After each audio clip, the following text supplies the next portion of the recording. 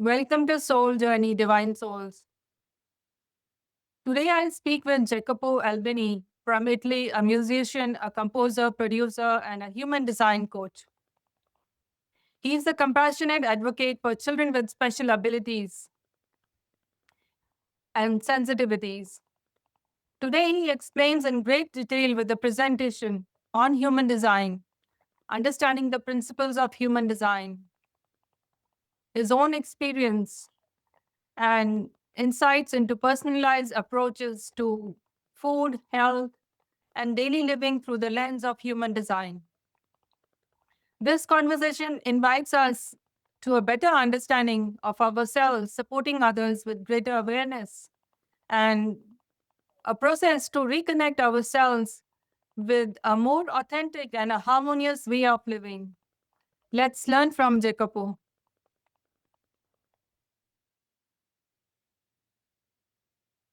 Hello, Jacopo. Thank you for being here at Soul Journey. It's a Hello, pleasure to have Kamalji. you. Thank you so much. Thank you, everybody, for being here with us. Yeah, so Jacopo, share a little bit more about yourself. I've shared a little bit, but then definitely share what you are doing and how you got into human design. And then you work with music as well. You create music and you are working with children. There's so much of versatility around what you're contributing to the world at large and children. Yeah, so I would start from my very, very background, my childhood. I was a very curious kid. I was interested in many, many different things. I had, like, I don't know, a kind of fever for anything that took my attention. And I was very receptive and yet very, very good at processing things and very good at understanding the others. And I never actually felt like the same person every day. Like every day was different, version of me. And that created a lot of confusion. But eventually I found this system when I was much older, that is the human design, that explained very well parts of me that otherwise couldn't be explained in another, I mean, in a better way. So when I was little, I couldn't stop singing and I was repeating songs, singing all the times. My grandparents, they were both opera teachers, singers. Wow. So I grew up in a kind of musical environment that was like a blessing for Yeah. me. And both my parents were like very into music, especially jazz, fusion. I'm from Italy. I forgot to tell. I'm from north west Italy, from Turin, Piedmont. That's a And seed of artistic values. yeah, yeah, Everything absolutely, inside, yeah. absolutely. So my parents took me to witness some incredible concert when I was very, very young, and that strikes me like crazy. I like was really interested in all of that world of the musical world. And because I couldn't really stop singing and playing around, my parents like very gently advised me to start to study music. So eventually I picked up the saxophone as my main instrument, and I started to play it, but and to practice it, but not so much effort at the beginning. It was one of many things that I liked. I liked like reading fantasy books. I was very into the fantasy world. I was very into video games. I was into nature. I loved animals. I loved like taking my bike and going around the hills. Actually, I'm living in my late grandparents' house. They gave it to me. I mean, they're gone. I don't have any more grandparents, unfortunately, but they gave me this incredible house in which I can make music surrounded by nature. So yeah, eventually I continued to play music and I started to become more interested in jazz music as I was growing older. So around 15 years old, I started to study with a very good teacher, specialized in jazz music. And when I was 18, 19 years old, I was already playing concerts Wow. for large Wonderful. crowds. Yeah. And later on, I went into the conservatory. I was a student of Conservatory of Music in Turin, Giuseppe Verdi. And I graduated in jazz saxophone, classical clarinet, and jazz composition and arrangement. And while I was doing that, I was like also studying social studies because that was the main subject of like the college I was into. So it was social studies with a musical address. It used to be called like that.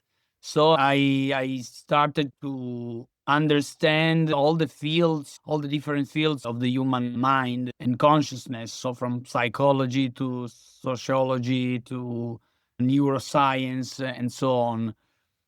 So that was very important because it was like the very first step in what I eventually became. Yeah. It brings Yeah, everything together, actually. yeah. I mean, it's only the human design that I discovered. I could say like 4 or 5 years ago could explain so well why I was like so eager to explore all the things that I was into and why I was not really a specialist in anything, but more of a general practitioner of things. So it doesn't mean that I'm not specialized, that I cannot be specialized in something, but it means that for one human being to be able to do all the things that I do, it must have some kind of configuration of like Stars. In yeah, astrology, cognitive we will call it. potential. Yeah, Yeah. cognitive potential that I carry. Because apart from being a jazz musician, I became a music producer of Yeah. psychedelic trance and also dub reggae music. And Could you explain psychedelic yeah, trance? What is psychedelic it? trance, it's a movement that was created in Goa, in India, Hmm. when all the hippies from that were like running away from evil system 20s and 80s, they choose Goa as their refuge. And they became spiritual refugees, and they went there, and they were like staying in this beautiful place that is Goa, doing markets, doing night parties, and they basically invented a musical genre that was called that has been called Goa trance, that eventually became psychedelic trance because the aesthetic of this music is like colorful, and it requires a specific setting of decorations, visual mapping, and yeah, it's a very colorful and psychedelic vibe. And of course there are ties with sacred mushrooms and all that stuff, but it's just so much more than just that. It's a cultural movement, and I wasn't really aware of it before 2015, like 12 years ago, something like that. I was Interesting. I very never into. knew. Thank you for sharing. I never knew about No, that. no problem. Sorry if I keep talking, but it's a long story. No, Even it's if very I'm interesting. Thank you for sharing. Yes. No problem. So I went from being a very well-oriented and quite seasoned jazz musician to a completely different musician, because the two worlds are very apart from each other. And eventually I discovered that I was able to do both things I mean, to play jazz saxophone, even to play some. I'm not a classical musician, but I can dig with it. I can remember very well what I studied at conservatory. I had this very very good background of classical music, thanks from the conservatory. By the way, the clarinet diploma took me 7 years Wow. to get it. So it was quite a huge background, and part of being all of this, I played with so many different bands and musical genres that I cannot count them all. And then eventually I became also a producer, electronic music producer. Yeah. And at first, when you listen to advices of from other people, they would tell you, no, just focus on one thing and become very good at it and forget everything else. But it wasn't my case.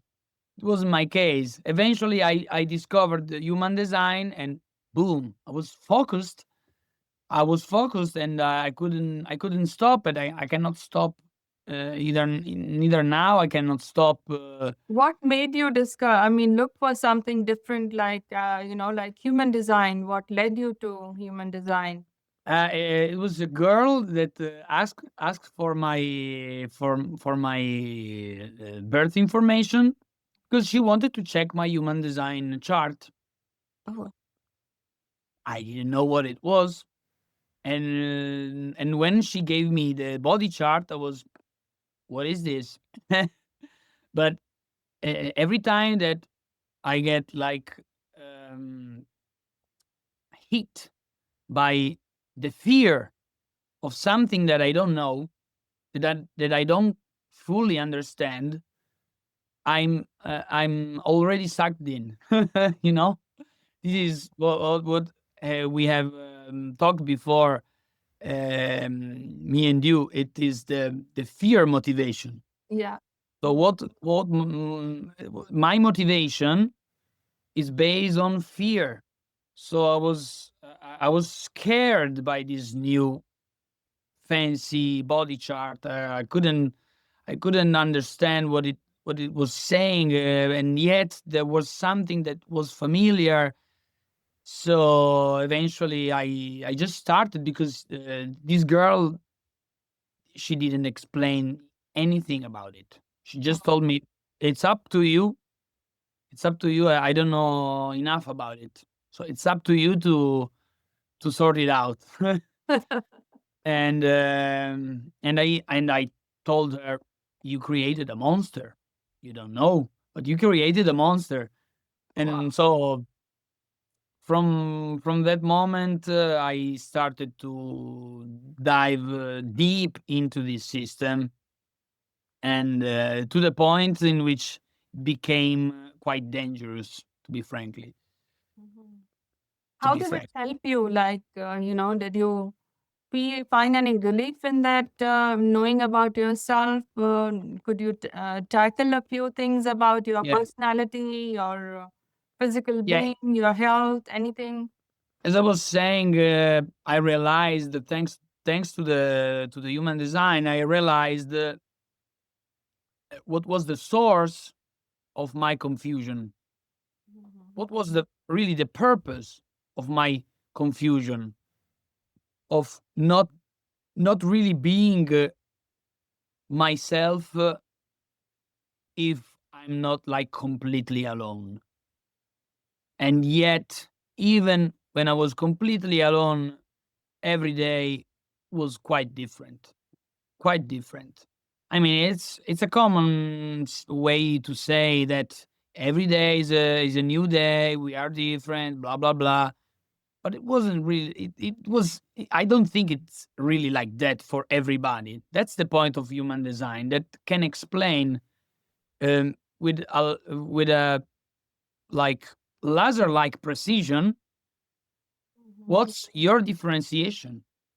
And my differentiation come from being that rare type that has been called a reflector. So it's a type that has not a fixed energy. So in a body chart, you can like look at the body chart and you can see all the nine centers that at least two of them are like colored 99% of the times. But in my case, they were all white, and that makes someone that is a reflector uh, not fixed at all, not consistent at all, like energy wise. Means that uh, the energy that is available for the community, for everybody, for the humanity, is the only energy that I can count on. And also the energy of the surrounding, the environment, the people. I was very subtle to the presence of the others. So if a particular person was was close to me, I could feel different. I could feel really different, and with another person, I could feel in a very different other way, and I never understood why. They told me, "Oh, you have many faces," but it wasn't just like that. It's not just that I have many faces. I have a face for each person that I become close to. It's like uh, it's like not being. Can you imagine not being able to tell the difference between what the other person is feeling and what you are feeling? Yeah. So that was my condition for all my life before I discovered what a reflector behaves, and that there are other persons, like people like me, that can witness the same uh, energy shifting somehow. Yeah, I know that. I know you have also prepared a nice presentation. Yeah, So yeah, we yeah, can yeah, get yeah. into And that, but also yes, share about your, analysis and work with children, how to help them with their special, abilities, I would say. yes. So So that, yeah, I will. I want. I'll first. I will share my body chart, yeah, yeah, which is this one. So now we are on genetic matrix, which is quite quite famous app. So this is the human design chart, and at first I was very drawn into this this picture, this body graph. I was trying to decode all of these numbers. I was trying to grasp what this this picture really was telling me. But uh, even if the reflector explanation fitted very well at the beginning, the problem was that, and the problem still is with human design readings, is that people tend to get in a uh, in a victim state, like. So it's very easy for anybody to just look at some of these information and say, "Oh, poor me! I have to wait a full lunar cycle to experience my inner authority, because that's the strategy of the reflector. I can get more into it later because of all the white that there is here. The moon actually highlights each of these 64 hexagrams, gates or jinkies, call them whatever you like. So in 28 to 30 days, she will highlight all of these energies, because it switches from an hexagram to another between 8 to 10 hours every day. So by waiting for a lunar cycle, the moon would create all the connection that I miss, and at the end of the 28th days, I should be more like sure about what is my direction or my decision about something. Yeah, so tell me one thing here, that does a person need to know about astrology and the planetary movements before getting into human design? Because it is pretty much similar, what I understand, but it is more detailed on a different note, that it is not talking about predictions and future, it's telling about the person It's himself. telling about, yes. It's also telling us about the weather. What's the weather like? So if the weather with the weather, I mean the position of the planets. So if the position of the planets is like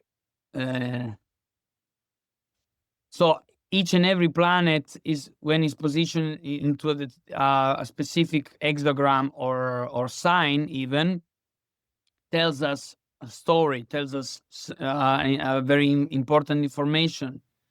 And for a person like me, that's really like looking at the weather. So let me look for it. Foundation transit. Yes. So this is me. This is what the weather is like, and this is the me now. So because the 20, let me zoom in, because the 20, the Uranus is sitting on Gemini. The 20 is in the first hexagram of the Gemini sign. Because now the 20 is activated by Uranus, I get a full gate, which is this one, 3420. Normally, I would just have the 34th. Okay, so, but for many months, I will have this energy activated. Also, this one, because of the North Pole is sitting on the hexagram 55. I have now the 55. Yeah, so not the 55. Sorry, the 59. The South Pole is sitting on the is pointing on the 59. Because I have the 6, I have also this other channel that I normally don't have. So, but when this energy changes, I change with them. I change very dramatically. Let me tell you. I can tell you that before, Uranus was sitting here on the 8th, and all people all on planet Earth had this connection here, the 4037, because the North Pole was here on the 37, the South Pole was here on the 40th. So that created a connection that everybody had. And when it changed, like a couple of months ago, the energy shifted completely for everybody. And that's what the human design is actually teaching. Is teaching, hey, everything is moving, everything is changing. But you have some kind of inner authority. You have some kind of energy that will never change. I should have your chart somewhere.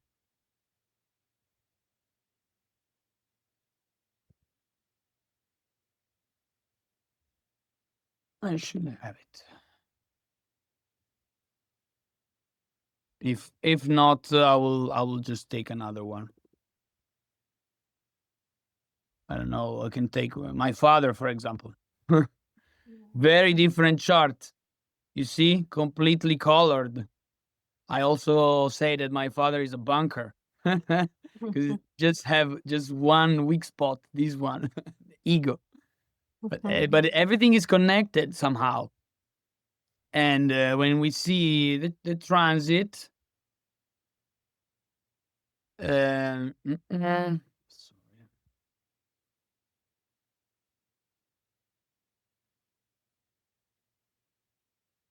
When we see the transits, we see that it's a little bit different. You see now the profile of my father is completely colored because he's got the 21st and there's the 45th activated. So he's got all his connection within himself. And but the thing is that at some point this connection will just fade, and if he keeps counting on these connections, he will like forget about his actual energy. So what I was trying to say, what I'm saying is that everything is moving. The universe is always moving, and you can count on the energy that you have rather than counting on your openness that is like there to receive, is there to change, is there to be conditioned. So human design teaches us what, first of all, what is the conditioning. Conditioning is, this is the conditioning, because all of these planets, because these sun, earth, north and south pole, moon, Mercury, Venus, Mars,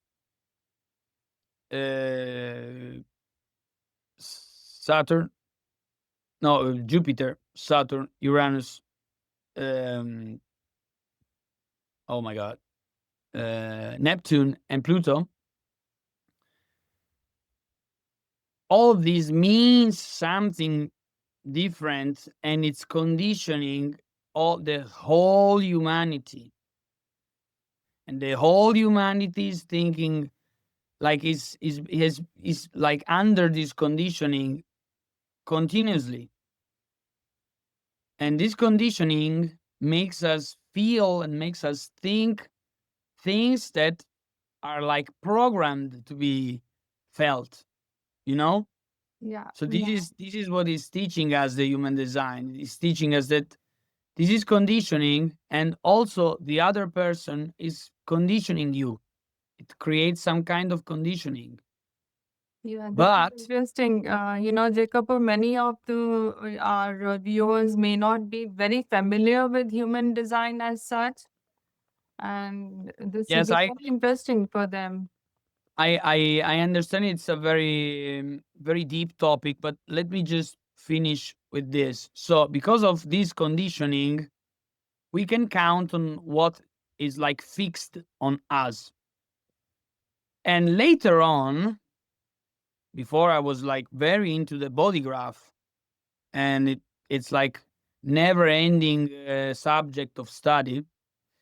But later on, I discovered this.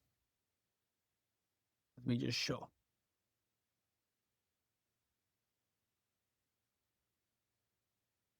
These arrows here. So this became my field of study. These arrows are called variables, Okay. and they are the foundation of our biological architecture. So because my my body graph is all white, so I don't have any fixed energy, how can I like have anything that is like fixed? At first I didn't have this explanation, I didn't have this knowledge, so I was like accepting the fact that I couldn't really anchor myself on anything. But later on, I understood that before the body graph, what has really became important to me is to explain these arrows, because these arrows they create our like architecture, like cognitive and body architecture, how our brain receive information, how is our body, how's our vision, how's our mind. And out of these arrows uh, we can find some very interesting information. If we go here into design, we can look here some very interesting information. So brain passive, determination alternating, cognition touch, environment shores natural, Wow. environment style observed. At first, I didn't know what it was. I didn't know anything, and it didn't make any sense to me. Later on, I discovered this very information here, alternating,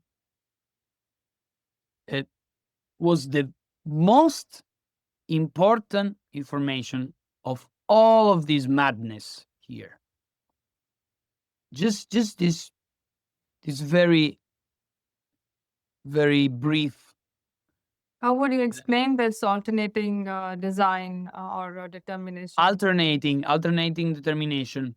I think it's time for us to jump into the slide presentation, Yeah. because that will explain all of these very interesting informations and that set the foundation of what is PHS.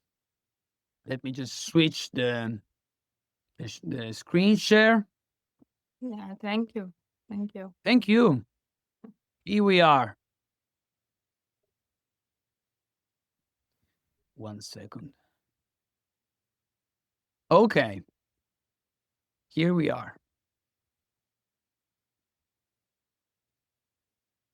One second.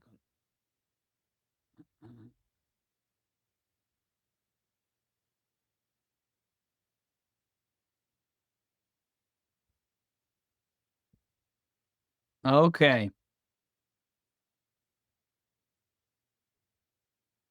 So, human design PHS, primary health system.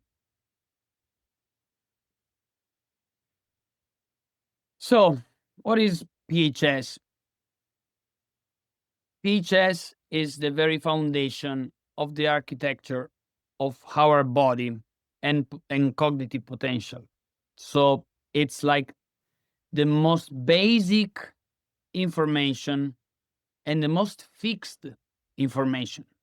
So, I told you that our body chart is always like changing and evolving, because even all the numbers that we see in the body chart, they mean something. They are not fixed energy. They can be improved in many ways.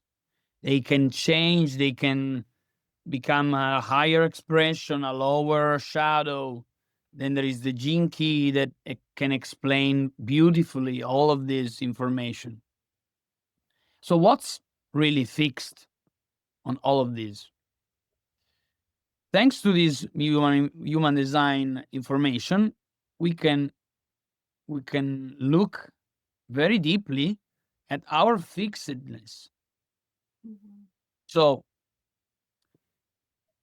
describes how your body is designed to take in life correctly. It is a somatic, not mental system. It focuses on your biology, not on personality or mindset. So, again, how to deal with mental issues? How to help a troubled child or a troubled person? Would you really start from the mind? Would you really try to unravel what is going on inside their mind?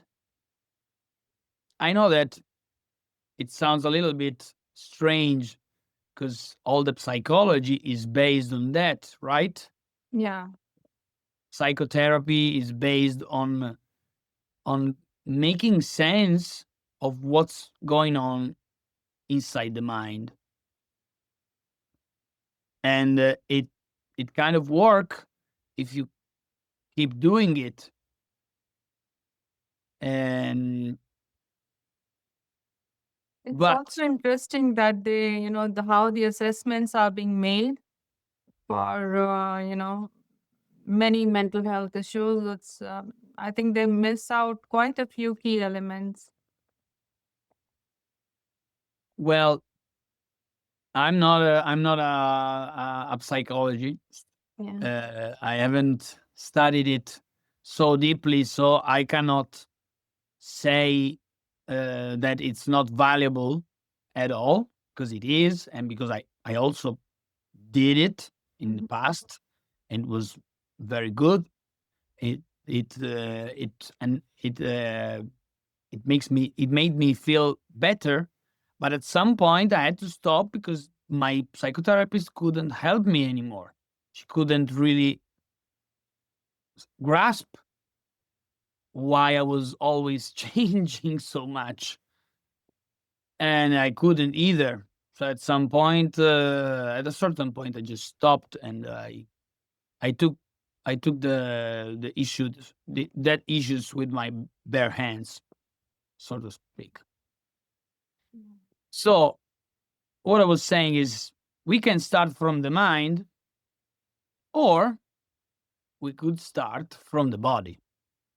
So mm, there are like scientific studies that tells us that our I mean the the general health of our immune system and like bacteria inside our belly are very responsible for our mood.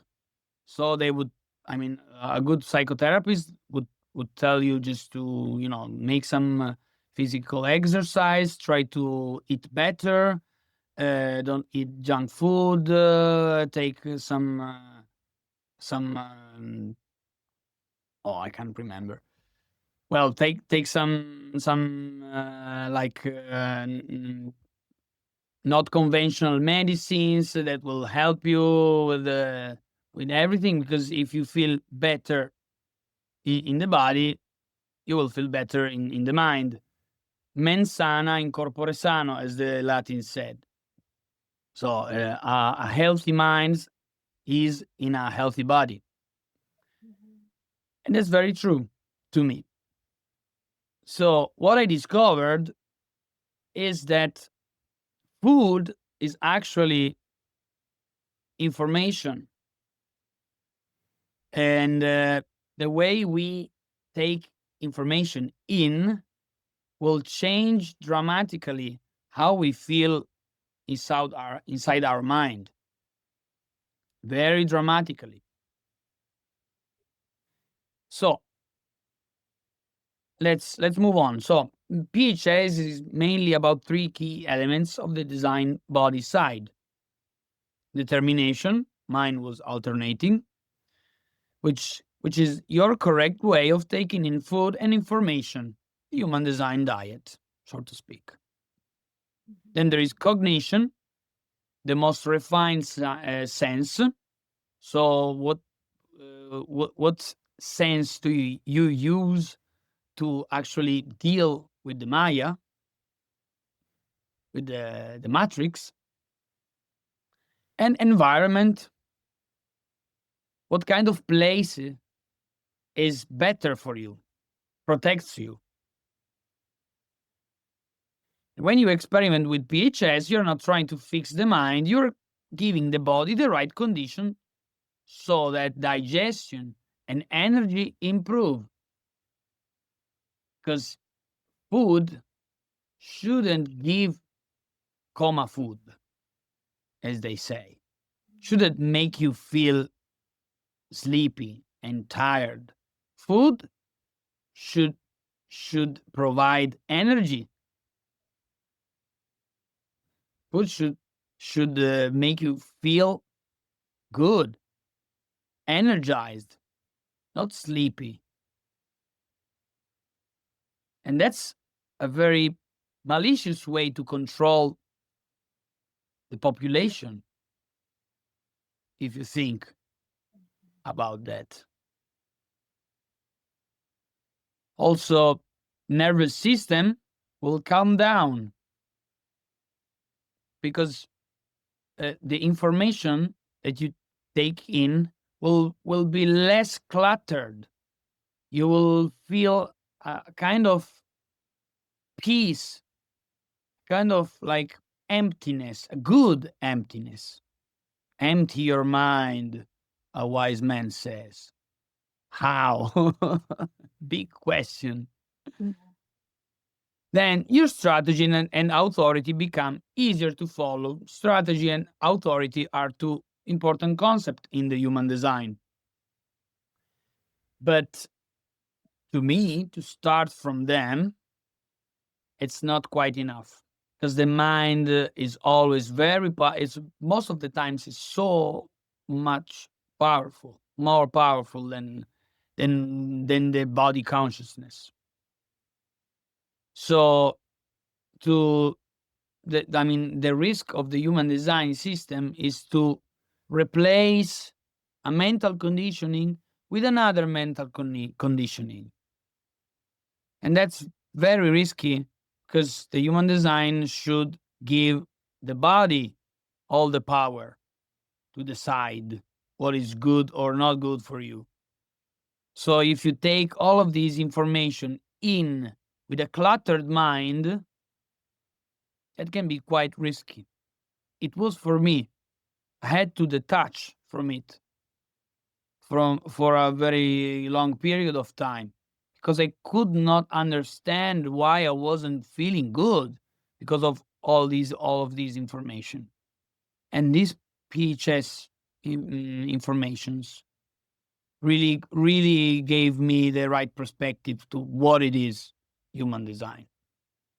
So human design basically for me is an instruction manual for the body. It tells us what is the right way to treat your body. It's like having the user manual of the dishwasher. Nobody reads the user manual of the dishwasher, for example, or the fridge or the car or whatever. And then it broke. Then it breaks. Sorry. When it breaks, you have to replace it, but you cannot replace your body. You would need a doctor if not. So that's the point of all of this subject is to give the right like information to the for the body to know what is actually correct for the body, but not to like apply it blindly, but to recognize it, to remember, to actually recognize when your body is telling you this is good, this is not good. These are not information that are just there to be taken in blindly.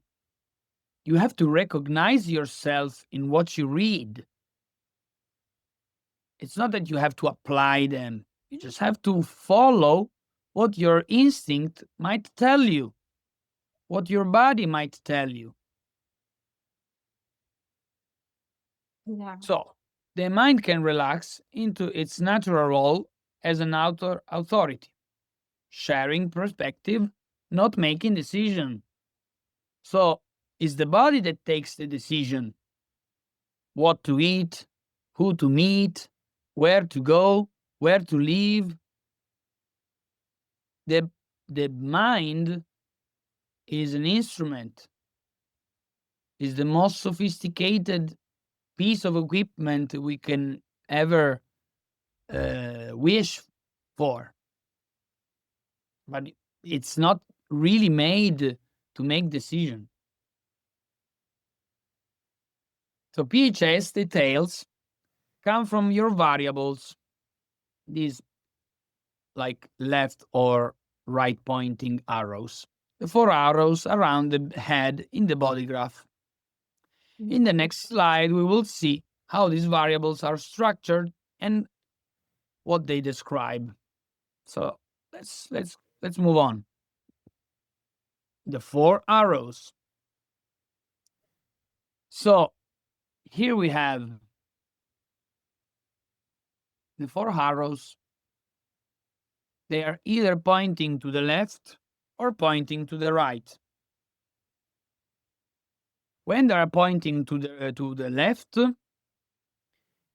they are telling us that that specific part of you has got an active, focused, or strategic way of being. The first, digestion, would be the brain. The second, environment, would be your body. The third would be your vision. The fourth would be your mind, your conscious mind.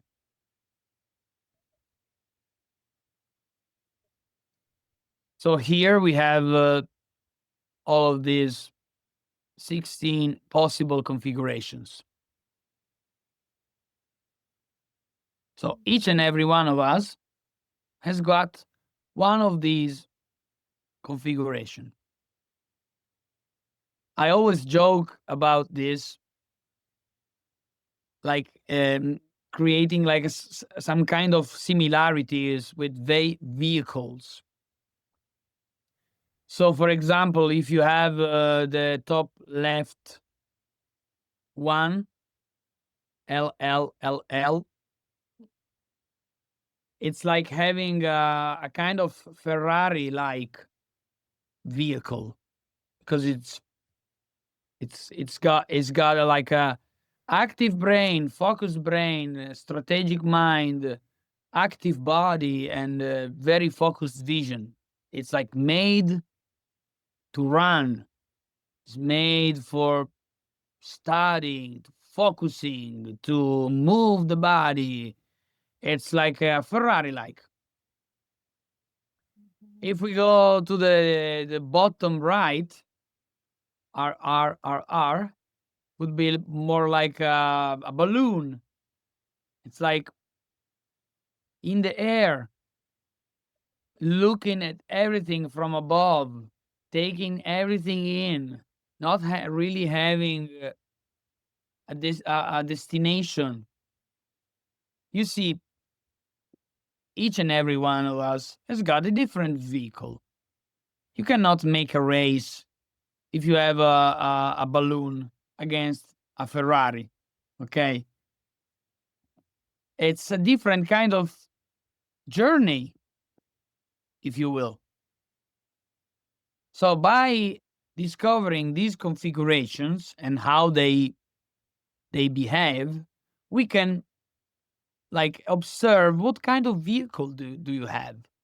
If you have a more like a vehicle that is made to stay in the surface and to see things from above, or maybe you have like a more like a submarine kind of vehicle It is made to go into the deep oceans of consciousness. This is very precise differentiation. And it can be, if we want, linked to some kind of uh, like spatial issues. I would call them like ADHD or autism. They can be linked. Doesn't mean that they explain why someone would be like that or not. I'm not like saying that these variables can replace um, um, like a diagnosis like ADHD or autism, but they can explain very well some kind of behavior in a more empowering way rather than just label someone ADHD full stop. To me is much more empowering to say that someone can have like a relaxed observer body with a receptive mind and a peripheral vision, but having an active brain makes everything a little bit more difficult because an active brain is made to focus. So every other aspect of his being is more receptive. But when the brain focuses on something, cannot it cannot live in is made to be focused on the details of what is he wants to be focused on. You see? So I have a question here, Yes.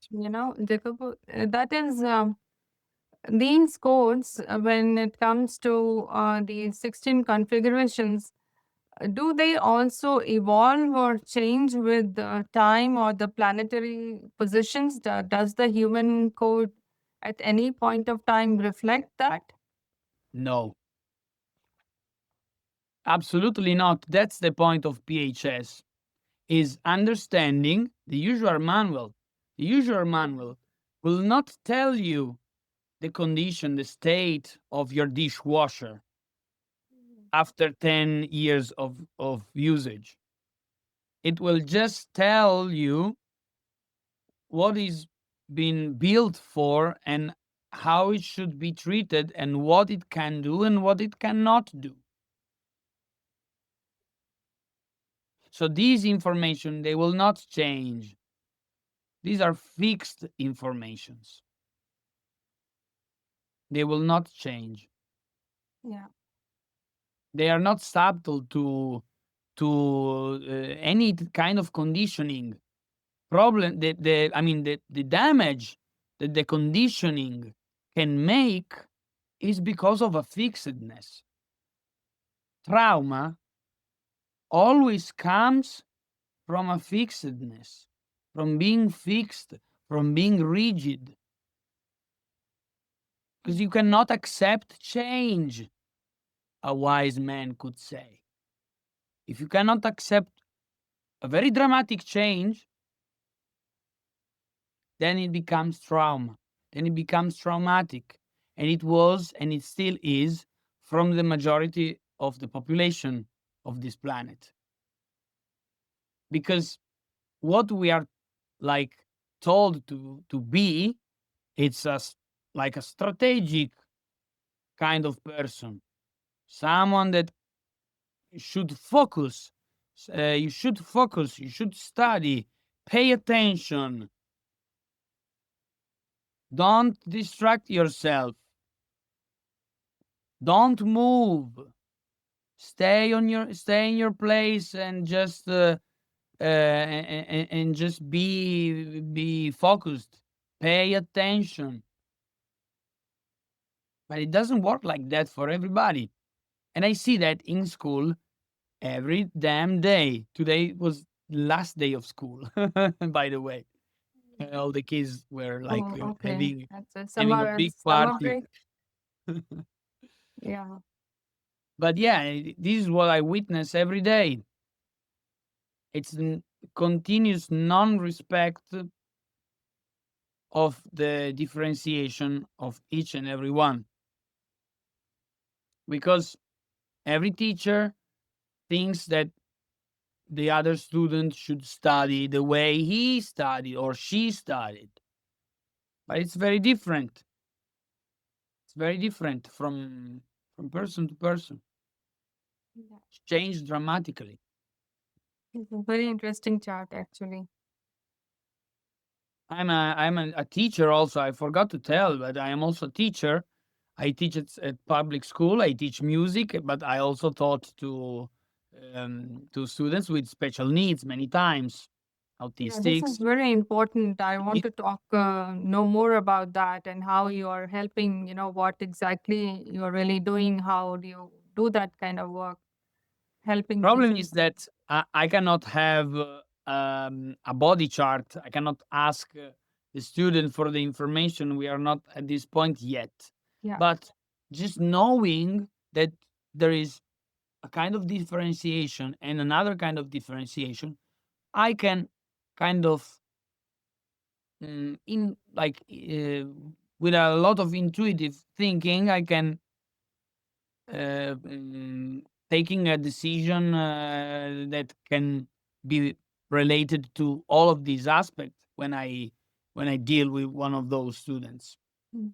But again, I cannot teach you. I cannot tell you what I do with everybody. Mhm.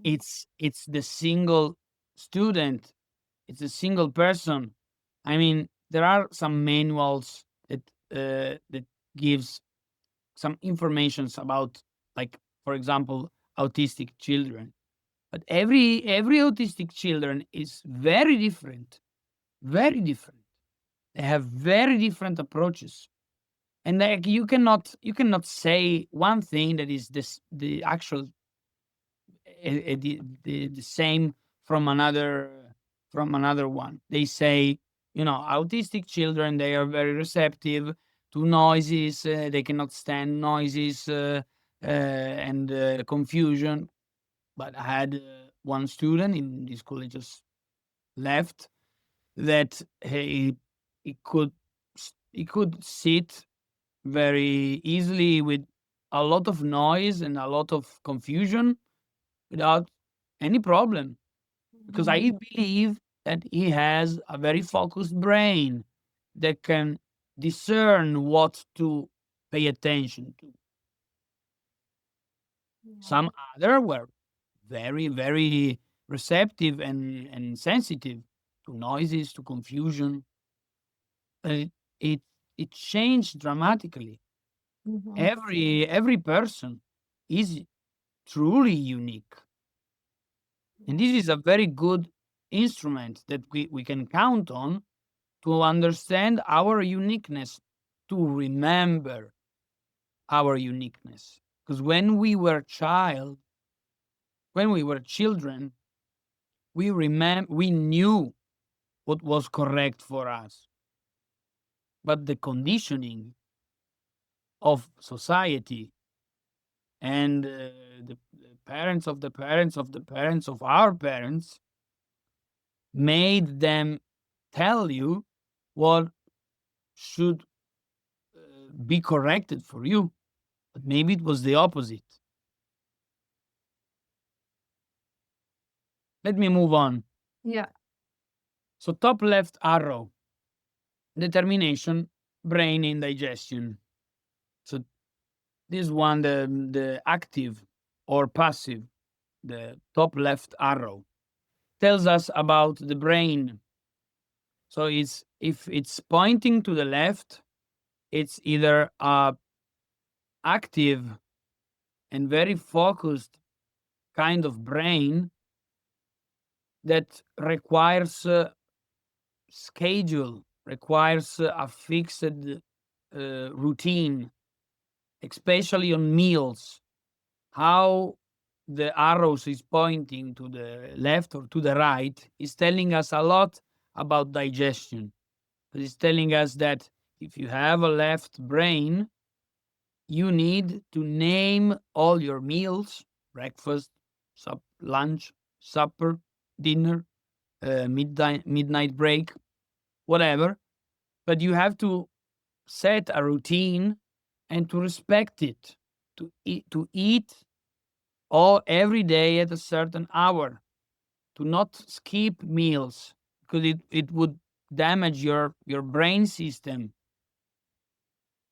And also it would need a lot of water, because uh, it's got a low water retention, so a lot of fluids, and very scheduled meals, because it has got a very fast digestion, and needs a lot of nourishment, basically scheduled, not a lot of food, but constant food and water, fluid intake.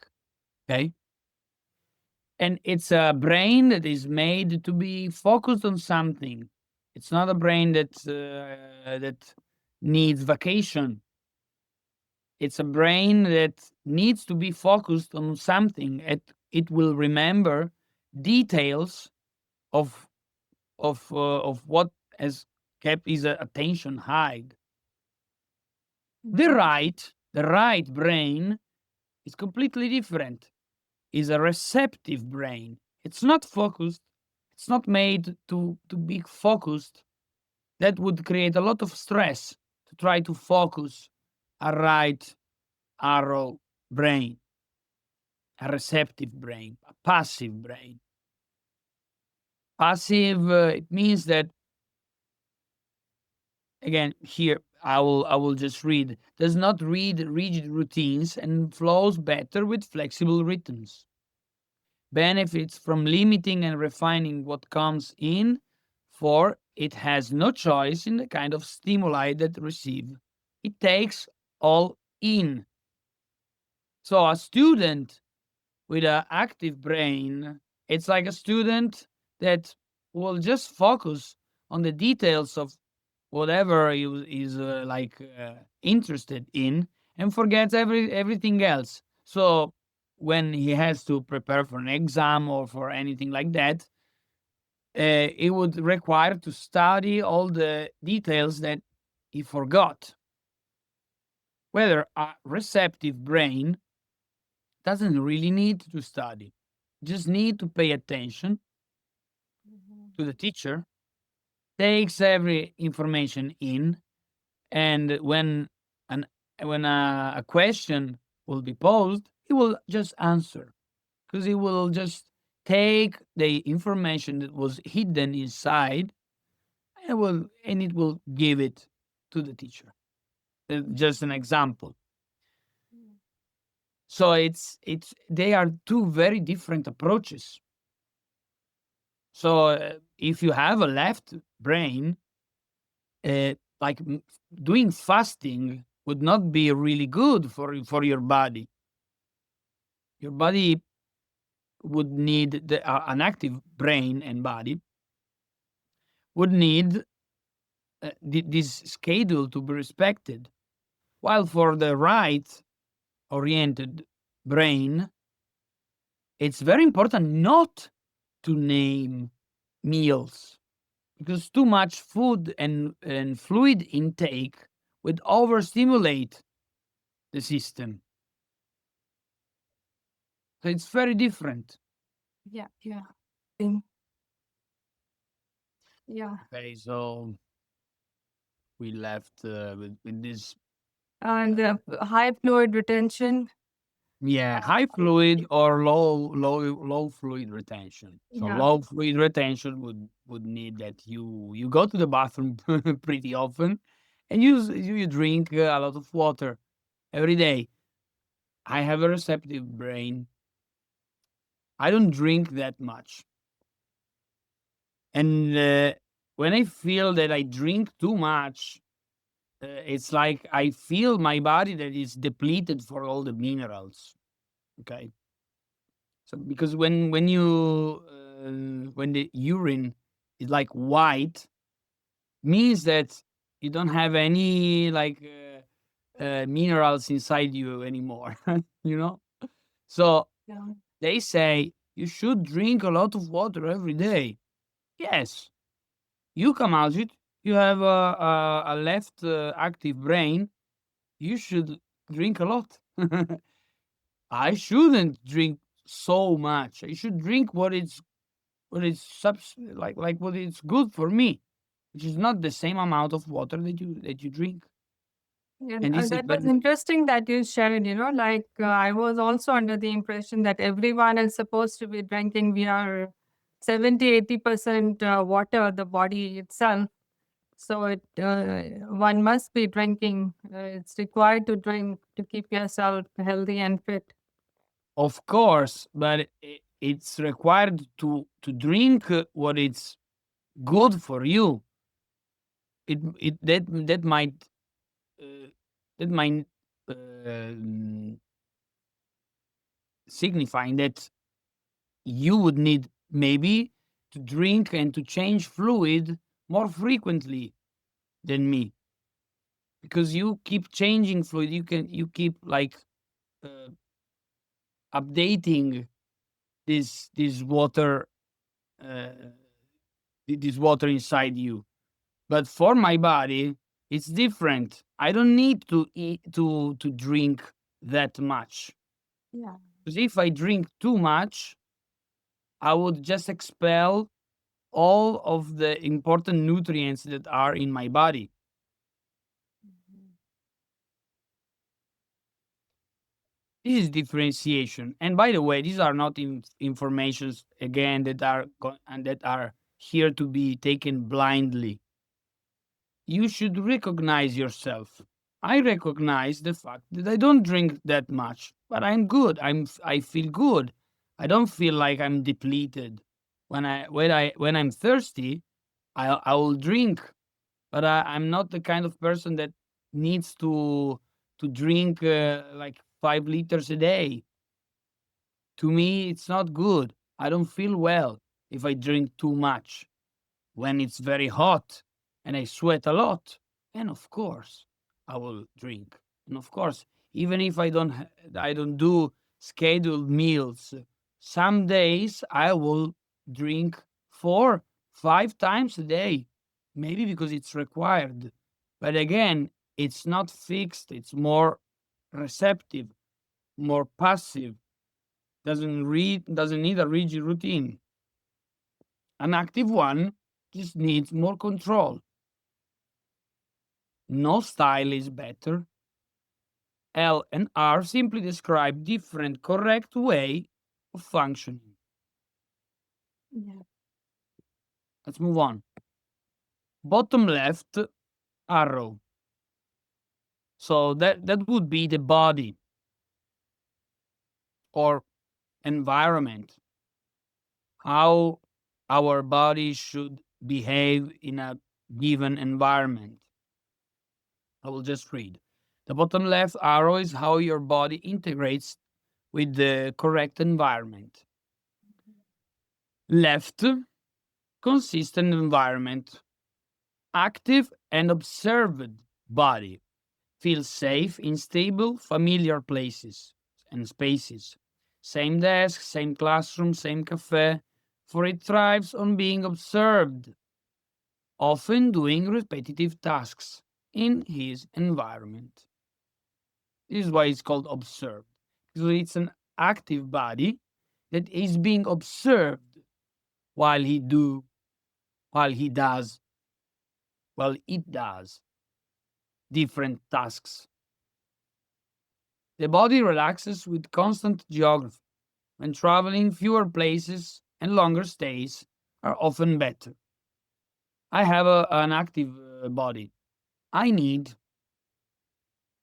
to come back to a place to really experiencing it. Very first time is always a little bit uh, traumatic. You see, fixedness. Fixedness brings trauma. The very first time I go into new places, it's always a little bit dramatic. But when I come back, feels very, very different. and I have an active body.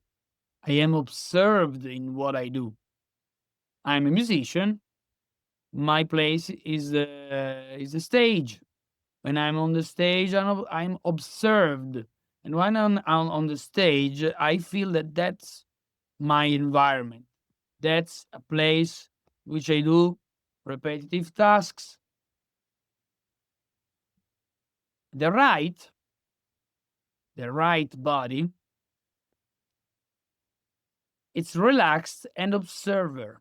It's an observer. It's the third eye. It's the body. It's not it's a body that moves by itself, observing the environment, its variety and movement, changing workplaces, cities, groups. Home can be fluid. The body feeds on different environmental inputs and does better when it is free to move between spaces. It is the third eye. The left side is the body. Determination plus environment always work together.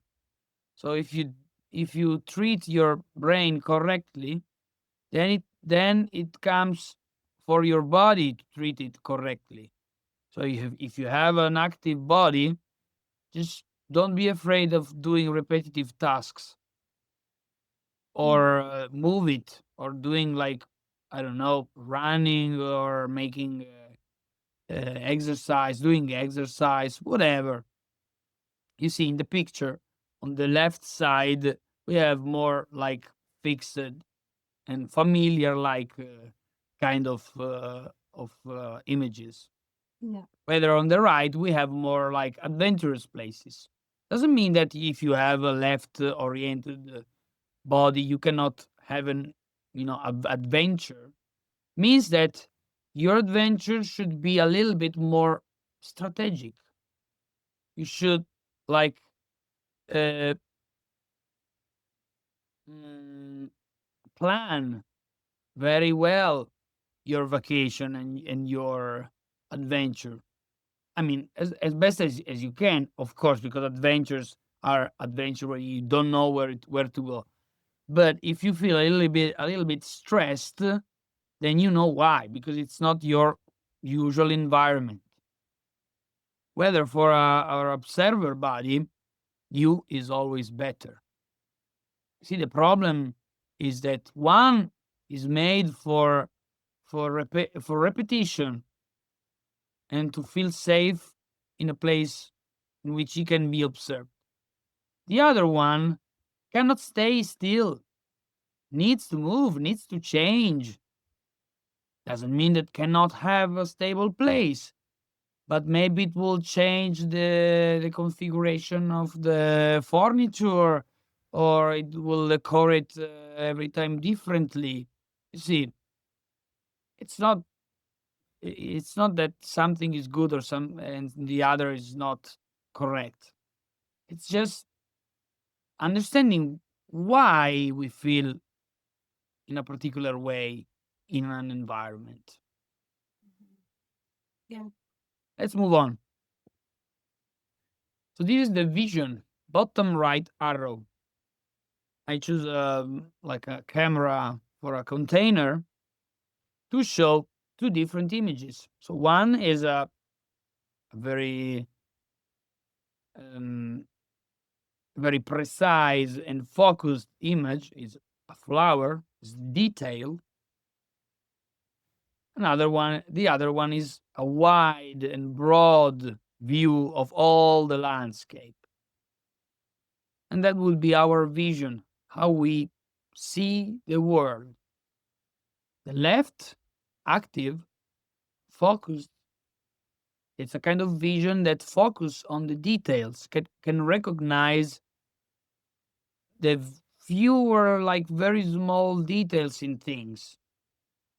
It's linked to specific manifestation because it knows what it wants.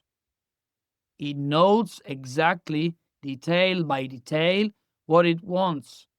It also works in the choosing of the partner. If you have a left oriented vision, uh, the partner should look exactly as you pictured it, him or her. Whether if you have a peripheral vision, as we both have, Kamajit, it's more like a broader view. So it's more like, I don't know what kind of person I'm going to be into. I will let the universe kind of decide, and I will just accept or not accept what I step into. It's like I don't know what I'm going to get from the universe. I don't know what is going to be my dream, how it will unravel. But I know that somehow something will happen. You know, it's it requires a kind of trust in the universe, Yeah. and it's a broader view. It's like the kind of view that when you see a panorama or a panoramic view, you would like see the whole picture all together. Whether a narrow, focused vision, left oriented, would like focus on each and every plant or rock or flower or whatever. It's very different. It's very different. Yeah. Yeah. Perspective becomes clear when the body is in the right environment. So if you respect your environment, your vision will just feel at home, at ease. Last one, top right arrow, motivation, mental style, the cognitive mind. L is strategic, R is receptive. Strategic mind is logical, structured, cause effect oriented, loves system, methods, and linear paths, remembers data, sequences details, understands best by zooming in and focusing on a clear topic. A file manager kind of mind, like we both have. A right receptive mind, it's the opposite. It's a fluid, associative, non-linear, learns well through images, stories, direct experience, may not care about isolated facts, but easily grasps themes, patterns, and big pictures, understands best by zooming out and seeing the whole landscape. It's a mind that will understand things by doing them, by seeing someone else doing that. So you see, at school, um, if you have a student that can thrive better when with just having a particular experience or by watching a particular video because it will like stimulate some part of his cognition. Maybe that's his way to study. Whether another one will just read the book. But at school, we treat every student the same. We don't have the resources, basically. That's very sad. We Yeah. don't have the resources, and the future will be very different, I think. I think that children will have much more freedom in the future. What to study, how to study it, what to do, what not to do. I know it sounds silly, Yeah. but Times are changing. That's the prophecy is that it's going to all change. yeah, yeah, yeah. Yeah. I'm, More. I'm very, I'm very aware of that. And, sometimes I feel like that this is my vanity speaking, or the shadow of my vanity. But sometimes I feel I am surrounded by people that they just live so deep into the illusion of the Maya they just can, they deal about their problems like just like the world will never change, and they will never change. But at some point, everybody will feel the difference. Yeah, probably that's why they are saying that, that's the earth is just kind of splitting. There'll be Yeah. two categories of people, in my understanding.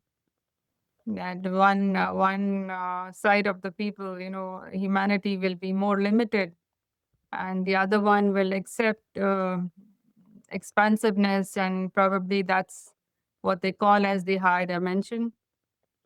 Yeah. Yeah, because they say the solar plexus is mutating. So when the solar plexus is like our radar, our radio, it will it will catch better all of those higher frequencies. That and we will. They say that we will be emotionally connected from very far apart. At some point, internet will fail, and we will count on our emotions to communicate from very far apart.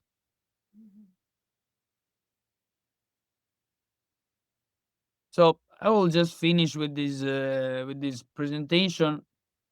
It's much more longer, but I will not go into every details because Yeah, it's a long presentation now. We are very almost long. 1 hour I thought now. it was very short, but it wasn't. But so right side is the mind. These arrows become reliable when the body side left arrow is aligned. So when we aligned all the previous way of being, then the mind can relax.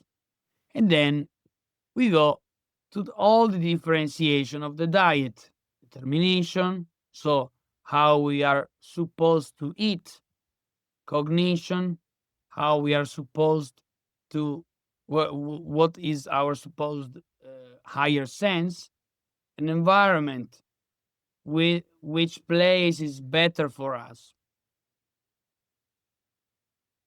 I will not go into details because we took so much time explaining Yeah, everything. no, yeah, we could But have another one too, but I would like to yes, talk more about the nutrition part of it. of course, I remember the examples that you gave, and that could miraculously change a person's situation, health situation. Like only the timing of food and how you take it, of and course, of course. maybe just elaborate on that. That will be very, very helpful. This is basically me. So I have a shorts natural. So my environment would be just a natural shore, Mhm. eating an apple, one ingredient at a time, alternating with my bare hands because I have touch cognition. So I should eat one ingredient at a time with my hands because what I touch, I get information too. Like I get information by touching things. And my actual environment, the best environment for me, is a natural shore. So we can talk in another time about all this very detailed differentiation because we, I mean, I explained everything about what is like from where this information come from the variables, and then on another time we can focus more on this other information regarding PHS. But I will just conclude with determination. So determination is correct way of taking in food and information. So not what kind of food, but more what are the conditions or the the set of rules that you should like respect to take in food correctly. Cognition is how to choose your food. If you have touch cognition like me, the food should have a very good texture in the mouth or also in bare hands. If you have smell, your food should smell good in order to be eaten. and so on and so on.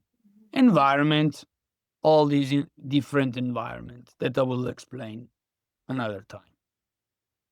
So, to conclude, PHS it's not another set of rules, it's a somatic experiment, noticing how you actually feel when you eat in your determination style, live in your correct environment, and trust your cognition. So when you remember all of these information of your user guide manual, your body will feel just much more relaxed, will feel less tension, the mind will be way less cluttered than before, mental fog will fade, and by doing that,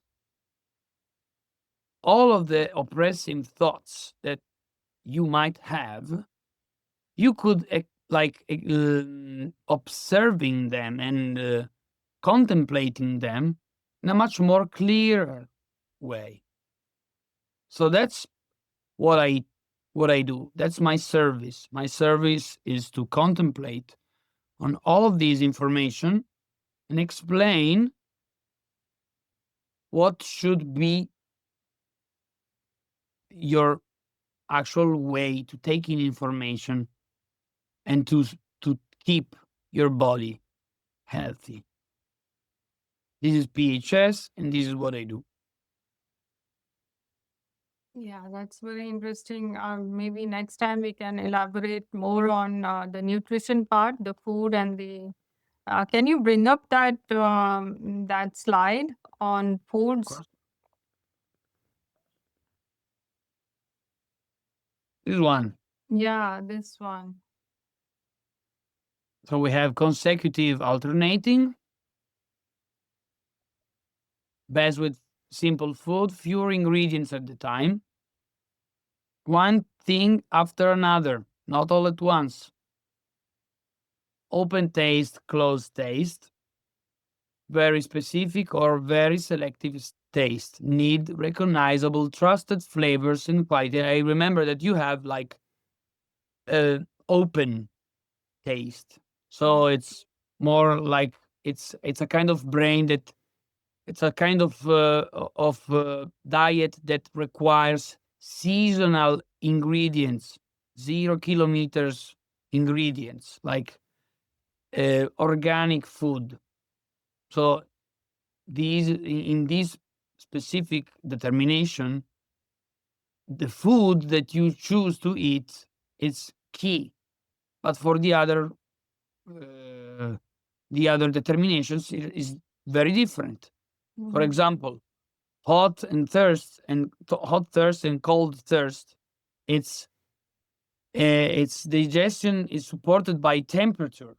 So this is about like checking the internal temperature of the body. So if you have a hot thirst, you would need hot food to keep your colder body hot, to not let it freeze, to not let it go too cold. The other opposite is cold thirst. So when you eat, it should be advised not to eat very hot food, and if you have to do it, just drink some iced water or some cold water with, and everything will be fine. It's not really about what you eat, but about like paying that attention to the temperature of the body, either hot or cold, calm or nervous. Needs either a calm, quiet setting or a more stimulated, busy environment while eating. For some, a nervous hunger is good. For some, it's not. Some needs quiet places, quiet situation. the internal psychological condition, it's key. And in the opposite, if someone has nervous, so it needs like is the body is starting to get into digestion state when it feels like excited and nervous. Maybe when he is alone, he's calm, he's not eating. Like Carmen is, she's exactly like that. She told me when she's by herself and she's calm, she doesn't feel to eat. But when she's surrounded by friends in a like energetic situation, she suddenly feel hungry. That's nervous. And at the opposite, if you are calm, if you are in a nervous state of being, you will not feel hungry, and you should like wait until you're calm to eat whatever you like. I think that seems like me. I never like to eat or, have this food and meals in group settings. I'm never at peace. I can imagine, because I would say that because when you are surrounded by many other people, most of the times you can be in a restaurant Mm. or a place like that, or in someone else's places, in someone else's house, and the food would not be the food that you like, the food that makes you feel comfortable, open. Yeah. It's a very specific and narrow way to choose the food.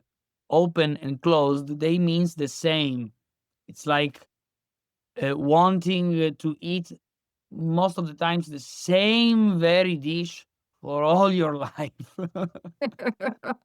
That's so true. It's like you are reading me. Just reading what it's written. Yeah, That's the beauty of this. yeah, yeah. High glow. It's high volume or low volume. It's like the body feels that it's time to eat when the volume outside is high. So with a radio or TV or in a very crowded place, time to eat. The other one, low, needs Mm. they need complete silence to let their body digest. Perfect. Both my parents are low. My Yeah. mom, she loves to eat like when they go like on vacation in mountains or in the sea, in very quiet and not busy places. They just eat in silence. Yeah, My mom is very happy with silence. I can Then we imagine. have color, light, direct or indirect. This is by far the most advanced and the funniest of them all. So you either like eat in plain sunlight during the day, or you eat away from the sunlight during the night. Mhm. If you don't respect your determination, cortisol will arise. Mm. So your body will experience stress, will experience coma food, will experience um, fogginess. Whether if you respect your determination, everything will be good. But you see, food is control. Mm. We must eat 100 grams of carbohydrates every day. We must eat proteins in this fashion. We should not eat, or drink Coca-Cola, drink sugared stuff, or make a salad with the most beautiful ingredients, but like hundreds of ingredients. Even the healthiest salad that has got like dozens of ingredients, for me is poison, Mhm. because Yeah. I should eat separate ingredients. Maybe for another one, for someone that has got cold thirst, a salad, even if it's got like hundreds of different ingredients, if it's cold, it's good. Doesn't need anything else. If it's cold and it keeps the body cool, it's fine. Direct or indirect, as long as you eat under the sun, you can eat whatever. It's not just what you eat. For us, is what we eat. But you see, for the first, the second, and the third is about the condition of the food.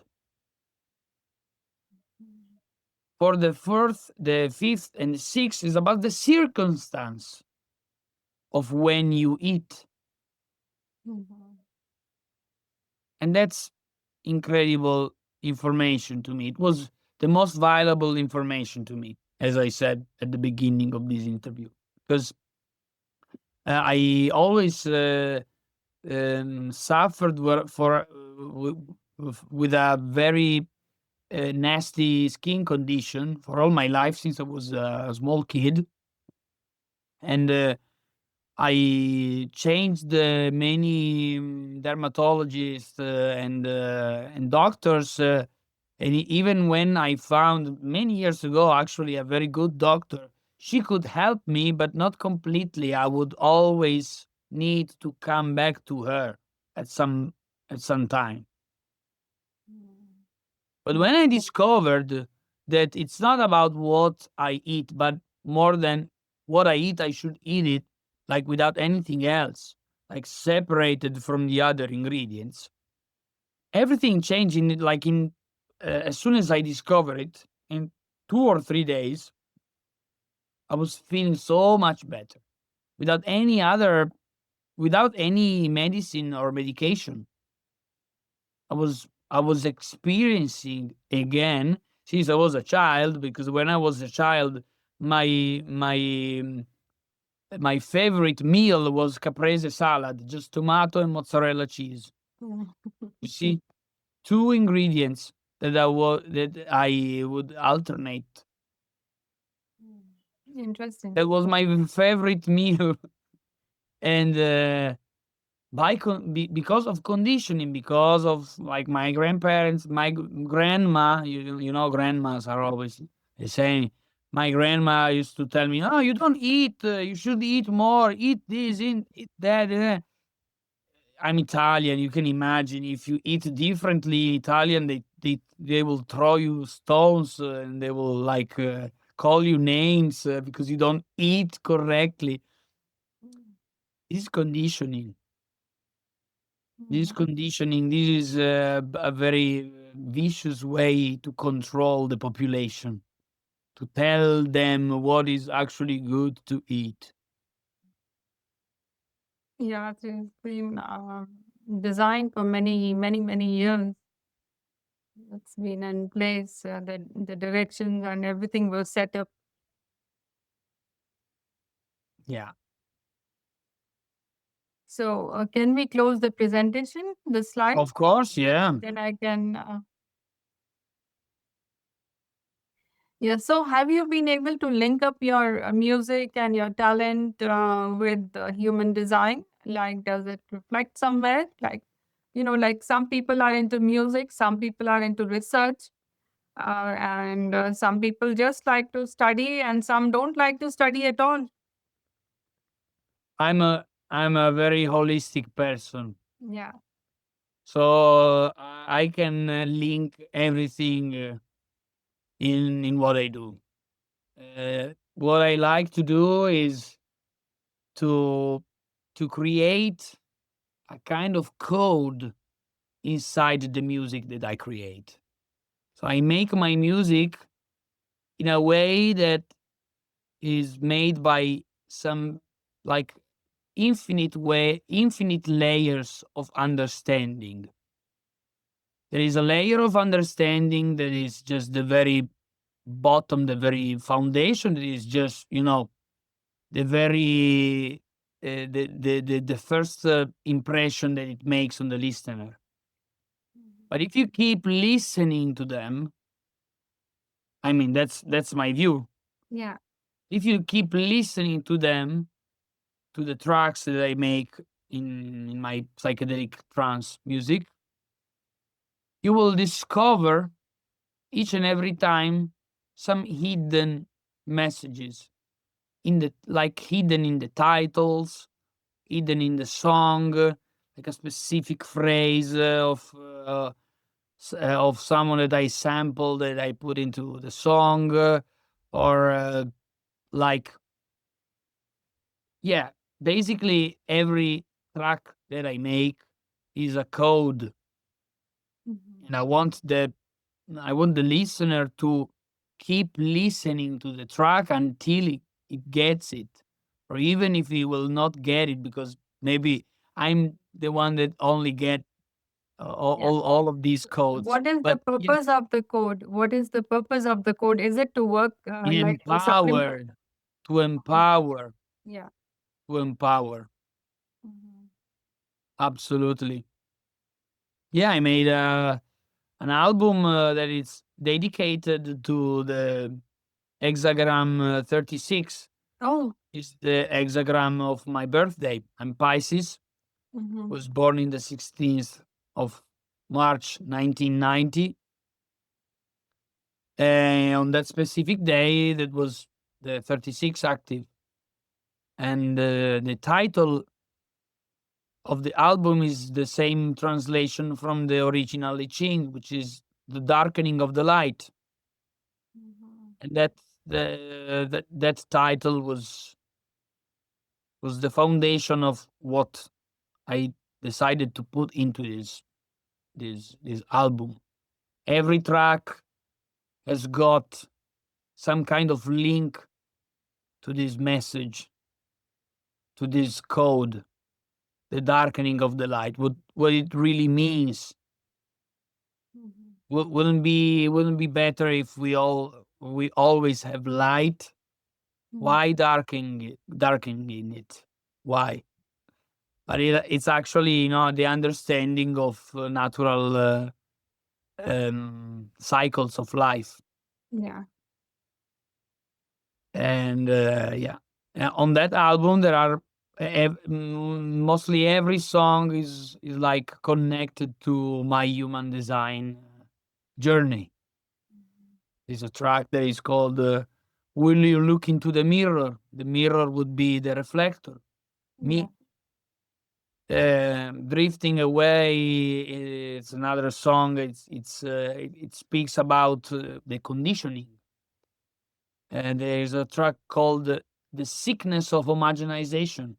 It's a it's a track made with a very long um, podcast of Raoul Hu, the founder of the Human Design.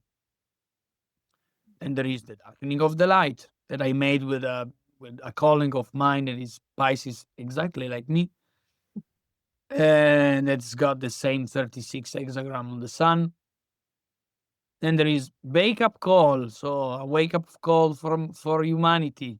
Let's use these tools to empower ourselves, to enlighten ourselves. Yeah. Yeah. And yeah, then there is also a dark prophecy connected to the 2027 prophecy of the change from Kali Yuga to Kali Theta. Yeah. So yeah, uh, I don't being holistic means to not let anything out, to bring everything in: science, spirituality, music theory. Why not? jazz, electronic music, all all together. I know of somebody, I mean, as a friend and an acquaintance, that he creates supplements Mm. and, to empower a person, like, or whatever the circumstances are. And they seem to work, and it's with rain music. And very interesting. Some years ago, I never heard about them, but when I got to know, I realized that people do create music and things like that, and they have a lot of impact on our lives, day to day lives. Like you're coding your music, you're sending messages through that, and a person who listens to it again and again is to will get a message what you are wanting to share. But there's something about self empowerment too through subliminals, right? It just happens. It's affirmations, series of Absolutely, because I mean, every piece of music has got a piece of the soul of the creator, Mhm. whether he likes it or not, whether he's aware of it or not. But there is always some very deep exchange of energy between the listener and the creator of the You music. have nailed it there, like my mentor, also spiritual mentor, Bapuji Dashrath Bhai Patel says, if you're listening to anybody, any of his creation or just generally his voice, you're connecting to a person, um, there is something being transmitted. It is an exchange of energy right then and there, whether you accept it or not, it is happening. And yeah, it has a lot of impact. We don't realize it, but it does. Yes, because the music speaks to the unconscious, speaks to the Mm, body first. yeah. Then the mind eventually will understand what is all about. Yeah. But it's all about giving this information regardless of how they will take them in. Maybe they will never like fully mentally understand them, but the body will just take the love. Yeah. So finally, do you have a final message in this first episode with you, Jacopo, for people who are watching this who had no idea what human design is and what it can do and the wonders it brings to the society? You know.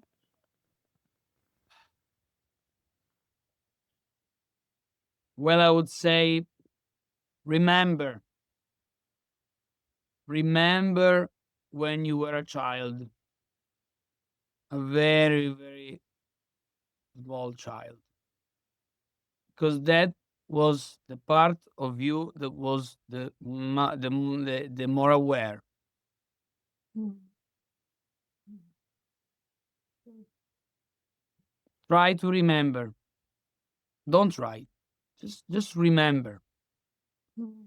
Just sit with yourself and think, and yeah, just try to relive the most like common activities that you did when you were a child. Try to get in touch with that being that is still inside of you. Make peace with him and give him or her all the love that requires. Some maybe that they didn't get the love that they deserved, and it's only you that can give her or him the love that he deserved.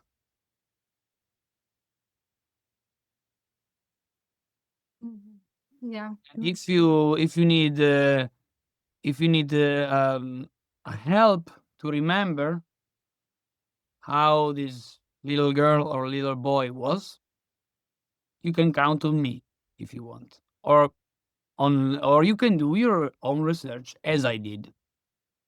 Yeah. So if people want to connect with you, how do they contact you? They want to know more about their own human design. There is a specific section on Carmen's website. Okay. I think she already shared it with you. Yeah. Soul Soul retreats. guiding. Yeah. Soulguidingretreats.com. Yes. So you can find my section on the website Yeah. there and book a session if you will. Yeah. Yeah. I'll put that information and we'll meet again soon. Looking forward, Kalmajit. I I'm so grateful. really appreciate your focus and attention and curiosity. No, thank you so much. There's so much of information that it's kind of just trying to assimilate everything. And very grateful. I sincerely appreciate what you have to, share with the world. Thank you. Thank you for listening. It's I am very passionate about this topic. I could never stop. So I apologize to everyone that is like a little bit confused. Just rewatch everything, stop, read everything, and digest it at your own pace. Yeah.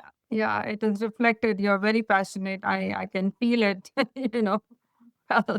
Thank you. Thank you. Thank you so much.